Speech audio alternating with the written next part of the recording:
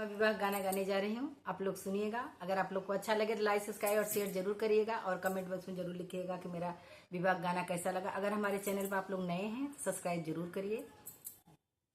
नदिया किनारे बाबा किसका बाजन बाजेगा, किसको बयान आए सगरो बरती जी, किसको बयान आयो सगरो बरती जी। नदिया किनारे बेटे तेरा बाजन बाजे जी, तुमको बयान आए सगरो बरती जी, तुमको बयान आए सगरो बरती जी। सोने का पिंजड़ा बना मोरे बाबा जी, पिंजड़ा में बंद कई के रखा मोरे बाबा जी, पिंजड़ा में बंद कई के रखा मोरे बाबा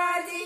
पटी के लोग की चतुरा चला जी, पिंजड़ा सहित बेटी ले जाए उड़ाई जी, पिंजड़ा सहित बेटी ले जाए उड़ाई जी। नदिया किनारे बाजा किसका बाजन बाजे जी, किसको बिहान आए सगरो बरती जी, किसको बिहान आए सगरो बरती जी।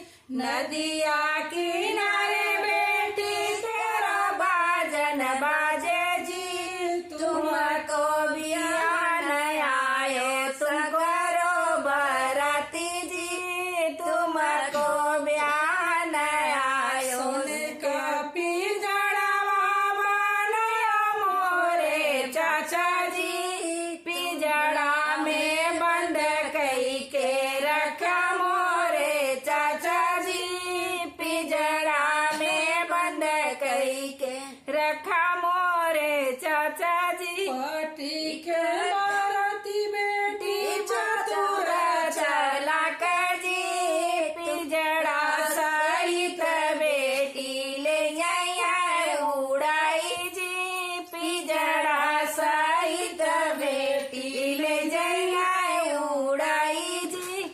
सन के पिंजड़ा बनया मोरे भैया जी, पिंजड़ा में बंद कई के रखा मोरे भैया जी, पिंजड़ा में बंद कई के रखा मोरे भैया जी। पटी के बरती बहिना चतुरा चला जी, पिंजड़ा सहित बहिना ले जाए उड़ाई जी, पिंजड़ा सहित बहिना ले जाए उड़ाई जी। नदिया किनारे बाबा किसका बाजन बाजे जी, आइए बराती लोग ले के जाइए जी, आइए बराती लोग। राधे राधे।